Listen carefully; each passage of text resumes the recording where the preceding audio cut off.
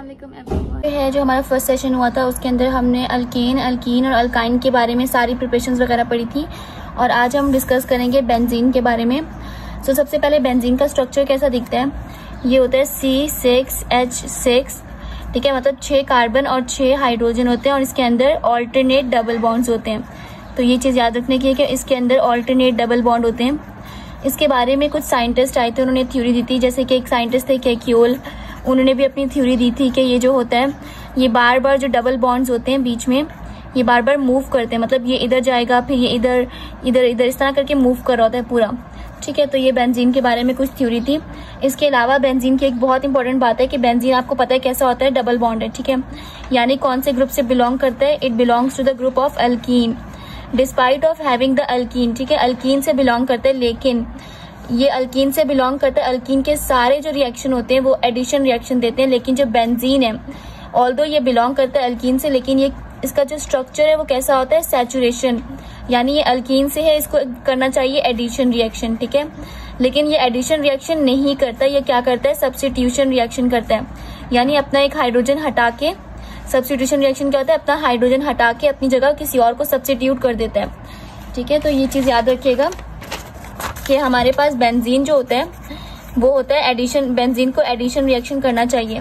क्यों करना चाहिए, बिल्कुल ऐसे ही जैसे सारे अल्कीन के स्ट्रक्चर क्या करते हैं, एडिशन रिएक्शन देते हैं, लेकिन बेंजीन की ये नेचर है, थोड़ी एनोनिमस नेचर है, despite of having the alkyne in its, but still ये क्या करता है, ये क्या है, अनसैचुरेटेड है, राइट, लेकिन ये क्या करता है, सैचुरेटेड बिहेवियर शो कर रहा होता है। सैचुरेटेड बिहेवियर का मतलब क्या होगा कि ये हमारे पास एडिशन रिएक्शन की जगह सब्स्टिट्यूशन रिएक्शन करते हैं, सब्स्टिट्यूशन रिएक्शन करते हैं, यानी अपने अंदर, फॉर एग्जाम्पल एक बेंजीन है, ठीक है, बेंजीन का स्ट्रक्चर ऐसे होता है, तो ये एक बेंजीन है, ठीक है। अब बेंजीन अपना यहाँ पर इसके पास हाइड्रोजन लगा होता है, यहाँ पर भी हाइड्रोजन, यहाँ पर भी हाइड्रोजन, यहाँ पे भी हाइड्रोजन, यहाँ पे भी हाइड्रोजन और यहाँ पर भी, तो ये क्या करता है, सब्स्टिट्यूशन रिएक्शन करता है, यानी जब ये रिएक्शन में जाता है, फॉर एग्जांपल अगर ये किसी अल्केन के साथ रिएक्ट करे यानी CH4 के साथ, तो ये क्या करेगा कि इसका ये वाला ग्रुप हट जाएगा, ठीक है, ये ऐसा नहीं करेगा कि इसके साथ ऐड कर लेगा, ये ग्रुप हटेगा और CH3 का ग्रुप ऐड हो जाएगा, यानी टॉलीन बना देगा, ठीक है। ये जस्ट एन एग्जाम्पल बता रही हूँ कि क्या बना देगा, CH3 यानी टॉलीन। अब इसने ग्रुप में ऐड करा, यानी हर जगह हाइड्रोजन लगा हुआ है, लेकिन एक हाइड्रोजन को इसने हटाकर CH3 ग्रुप जो यहाँ पर लगा हुआ था वो लगा दिया, ठीक है। तो ये हमारे पास इस तरह से अल्कीन जो है ना वो रिएक्शन कर रहा है, बेंजीन जो है वो रिएक्शन करता है। तो ये चीज याद रखिएगा, benzene is a despite of having the saturation unsaturated है, लेकिन ये जो फंक्शन शो करता है वो कैसा होता है, अनसैचुरेटेड की तरह होता है, सॉरी सैचुरेटेड की तरह होता है। ये अनसैचुरेटेड है, अनसैचुरेटेड मतलब डबल बॉन्ड, लेकिन जो रिएक्शन शो करता है, जो बिहेवियर शो करता है वो किस तरह का करता है, सैचुरेशन की तरह, सैचुरेटेड जो हमारे पास सारे सैचुरेटेड जो सारे लाइक रिएक्शंस होते हैं उस जैसा ये रिएक्शन कर रहा होता है। अब हम इसके डिस्कस करते हैं मेथड्स ऑफ प्रिपरेशन, यानी हम किस तरह से बेंजीन को प्रिपेयर कर सकते हैं। सबसे पहला क्या है, फ्रॉम पेट्रोलियम, पेट्रोलियम होता है हेक्सेन, यानी जिसके पास 6 कार्बन है, ठीक है, फ्रॉम पेट्रोलियम एंड हेक्सेन से ये रिएक्ट करते हैं। ये हेक्सेन का स्ट्रक्चर है, किनारे किनारे पे क्या होता है, CH3 आता है, बाकी बीच में सारे CH2 होते हैं। इसका मैं आपको रिएक्शन थोड़ा सा यहाँ पे बना के दिखा देती हूँ, ठीक है, CH3 CH2 CH2 CH2 CH2 1 2 3 4 5 and फिर आखिर में CH3। क्यों, हर कार्बन क्या करता है, 4 वैलेंसी शो करता है, कार्बन के पास 3 हाइड्रोजन है और एक इसने इस कार्बन से बॉन्ड किया। अब इस कार्बन के पास एक वैलेंसी इधर है, एक इधर है और 2 हाइड्रोजन अटैच है, 4 वैलेंसी इसकी पूरी हो गई, ठीक है। तो ये एन हेक्सेन है जो क्या बना रहा होता है हमारे पास, बेंजीन। अब एन हेक्सेन को हमने ये टेम्परेचर दिया, ये पेपर में आता है, V2O5 कितना दिया है और टेम्परेचर कितना है, 150 से 300 इसको टेम्परेचर दिया है, और ये जो है इसका मतलब कितना टेम्परेचर और क्या कैटलिस्ट यूज हुआ है। उसके बाद क्या होगा, बेंजीन में से यहाँ से एक हाइड्रोजन निकल जाएगा, यहाँ से एक हाइड्रोजन निकल जाएगा और ये पूरा एक साइक्लिक फॉर्म में आ जाएगा और क्या बनाएगा, बेंजीन, और रिलीज क्या हो रहा है, H2 रिलीज हो रहा है, ठीक है। अब हम डिस्कस कर लेते हैं, यहाँ पर थोड़ा सा बना के दिखाया हुआ है कि हमारे पास कैसे रिएक्शन हो रहा है, CH3 CH2 CH2, इसमें से 2 हाइड्रोजन जा रहा है, इसमें से इन सब में से हाइड्रोजन रिलीज हो रहे हैं और हमारे पास हाइड्रोजन, जब ये पूरा रिएक्शन करके बताया हुआ, बस आपने इतना याद रखना है, एन हेक्सेन से क्या बनता है, बेंजीन बनता है, ठीक है। अब आपके पास आता है एन हेप्टेन और आपने ये भी याद रखना है कि कितना टेम्परेचर दिया है, कौन सा कैटलिस्ट है और कितना प्रेशर दिया है। अब एन हेप्टेन क्या होता है हमारे पास, जिसके पास 7 कार्बन होते हैं, ठीक है। जब आप 7 कार्बन देंगे तो अब इसके पास एक एक्स्ट्रा चीज आ गई ना, CH3 का ग्रुप एक्स्ट्रा आ गया। देखिए आपके पास कितने हैं, 1 2 3 4 5 6, ठीक है, 6 है और ये 7। अब ये क्या बन गया, टॉलिन। अब ये टॉलिन, इसको मिथाइल बेंजीन भी कहते हैं। जब ये टॉलिन बना है, अब ये टॉलिन के अंदर से हाइड्रोजन को रिमूव कराएंगे, ठीक है, टॉलिन के अंदर से हाइड्रोजन का एडिशन कराएंगे, तो ये हाइड्रोजन इसको एक यहाँ देगा, ये क्या बन जाएगा, CH4, और एक हाइड्रोजन इसकी जगह पे रिप्लेस होकर H आ जाएगा, यानी यहाँ पर सब H लगे हुए ना, तो ये क्या बन गया, बेंजीन, ठीक है। इस तरह से एन हेप्टेन को आपने 480 से 550 डिग्री सेल्सियस टेम्परेचर देना है, 150 से 300 जो प्रेशर देना है, और ये कैटलिस्ट है V2O5। उसके बाद ये बेंजीन क्या बन जाता है, सॉरी ये टॉलिन क्या बन जाता है, बेंजीन। अब इसका सेकंड है कोल। अब बेसिकली क्या होता है हमारे पास, कोल से हमारे पास ये साइंटिस्ट ने भी बताया था कि हमारे पास जो बेंजीन होता है वो कोल टार से आता है, ठीक है। तो हमारे पास जो कोल टार में बिटुमिनस कोल क्या होता है, एक कोल है, ठीक है, इसको हीट करते हैं एब्सेंस ऑफ एयर में। तो ये हमारे पास फॉर एग्जांपल अगर आपने 1000 kg यूज किया है, ठीक है, तो ये आपको 50 kg कोल टार देगा। अब अगर आपने 50 kg यूज किया है तो ये आपको कितना बेंजीन देगा, 0.1 से 1 kg बेंजीन देगा, ठीक है। तो ये MCQs में आता है कि अगर आपके पास 50 kg कोल टार है तो आपके पास कितना बेंजीन ऑब्टेन होगा, 0.1 से 1 kg। अगर आपके पास 100 kg कोल टार होगा तो बताएं कितना होगा, बताएं कितना होगा, हमारे पास होगा 1 से लेकर 1.5 kg, ठीक है।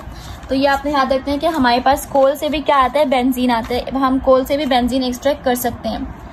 अब बात करते हैं फ्रॉम इथाइन। इथाइन क्या होता है, जो हमारे पास अल्काइन के ग्रुप को कहते हैं, ठीक है, अल्काइन, जिसके पास 3 डबल बॉन्ड होते हैं, ठीक है, जिसके पास 3 डबल। अब हमने इस तरह के 3 लिए हैं, ठीक है, 3 लिए। अब इन तीनों को ऑर्गेनोनिकल कैटलिस्ट में डालेंगे तो ये भी क्या करेंगे, बेंजीन फॉर्म करेंगे।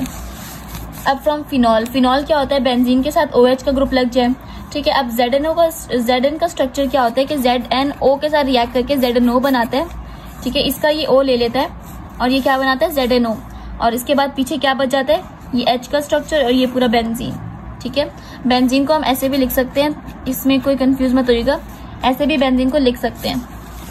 अब हमारे पास है फ्रॉम सोडियम बेंजोएट यानी कार्बोक्सिलेशन। अब सोडियम बेंजोएट हमारे पास ये होता है, यानी एक एसिड होता है, ये बेंजीन के साथ C डबल बॉन्ड OH का ग्रुप आए तो उसको कहते हैं सोडियम बेंजोएट। या फिर कार्बोक्सिलेशन क्या होता है, हमारे पास कार्बन डाइऑक्साइड का ग्रुप। जब भी कार्बोक्सिलेशन की बात करेंगे तो ये चीज याद रखिएगा, हमारे पास जो चीज रिलीज होगी ना वो होगा Na2CO3, ठीक है। Na2CO3 को हम रिमूव कराएंगे। सबसे पहले NOH के साथ रिएक्शन कराए तो हमारे पास क्या होगा कि ये पूरा जो ONA है ये कहाँ पर आ जाएगा, इसके साथ रिएक्ट करेगा और इसमें से वाटर यानी इसका OH और इसका H बाहर जाएगा और क्या रिलीज करेगा, वाटर रिलीज करेगा, ठीक है। इसने वाटर रिलीज करा, अब ये NaOH और ये C डबल बॉन्ड ONA ये बन गया यानी सोडियम बेंजोएट। अभी तक हमें बेंजीन नहीं मिला, तो अब इसका बेंजीन कैसे मिलेगा, ठीक है, सोडियम बेंजोएट मिला है। तो अब हमारे पास फर्दर हम सोडियम बेंजोएट को NaOH के साथ रिएक्ट करवाएंगे तो ये हमारा क्या मिलेगा, Na2CO3, जो कि मैंने आपको बताया था हमेशा कार्बोक्सिलेशन में यही मिलता है। उसके साथ क्या मिलेगा, बेंजीन। अच्छा, यहाँ तक हमारी इसकी प्रिपरेशन वगैरह बेंजीन की कंप्लीट हो चुकी है। अब हम इसके कुछ केमिकल रिएक्शंस पढ़ लेते हैं कि किस तरह से ये रिएक्ट करते हैं। मैंने आपको बताया था कि हम इसको एडिशन रिएक्शन भी करवा सकते हैं, लेकिन कुछ कंडीशन में, ठीक है। केमिकल रिएक्शन यानी देखिए आपने निकल दिया है, लेकिन जो ये खुद रिएक्शन करता है ना वो होता है सब्स्टिट्यूशन रिएक्शन। अब हम सबसे पहले एडिशन को डिस्कस कर लेते हैं। ये बेंजीन है प्लस 3H2 यानी हाइड्रोजन ऐड हो रहा है, तो ये क्या करेगा, कैसे ऐड होगा कि ये बॉन्ड तोड़ेगा, ये सारे बॉन्ड तोड़ देगा और इधर हाइड्रोजन आ जाएंगे, ठीक है, 2-2 हाइड्रोजन सबको मिल जाएंगे तो इसके बॉन्ड कंप्लीट हो जाएंगे, ठीक है। तो इसने क्या बनाया, साइक्लोहेक्सीन, यानी आपके पास बेंजीन से क्या बन रहा है, बेंजीन इज प्रोड्यूसिंग साइक्लोहेक्सीन, यानी अल्केन का स्ट्रक्चर है, लेकिन कौन सा है, साइक्लिक स्ट्रक्चर है, अल्केन साइक्लिक स्ट्रक्चर है ये, ठीक है।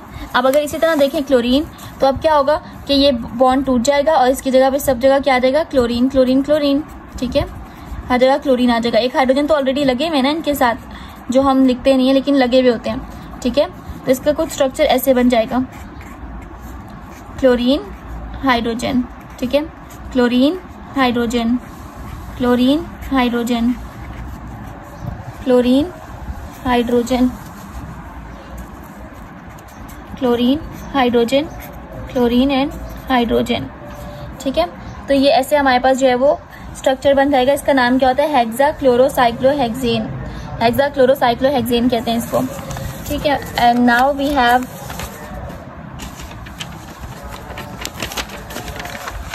अगर हम बेंजीन की ऑक्सीडेशन करते हैं, ठीक है, बेंजीन की अगर ऑक्सीडेशन करते हैं, ऑक्सीडेशन मतलब होता है ऑक्सीजन को ऐड करना, ठीक है, बेंजीन के अंदर ऑक्सीजन ऐड करेंगे और ये बेसिकली ओजोन है, ठीक है, O3 हमेशा ओजोन होता है, ओजोन को ऐड करेंगे तो ये क्या बनेगा, ओजोनॉइड, ओजोनॉइड में जिंक डालेंगे तो ये क्या बनेगा, ग्लायोक्सेल, ठीक है। तो ये चीज याद रखिएगा, अगर हम उसके अंदर ऑक्सीडेशन में अगर आपको बोलेंगे ना तो आप समझ लीजिएगा क्या बनेगा, ओजोनॉइड बनेगा, और ओजोनॉइड के अंदर अगर जिंक डालेंगे तो क्या बनेगा, ग्लायोक्सेल बनेगा, ठीक है।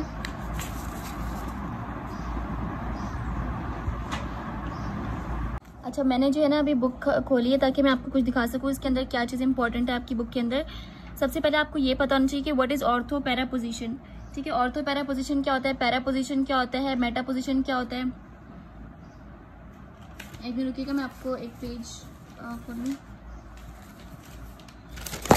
अच्छा, बेसिकली हमारे पास जो ऑर्थो पोजीशन आपके पास ये बेंजीन है, ठीक है।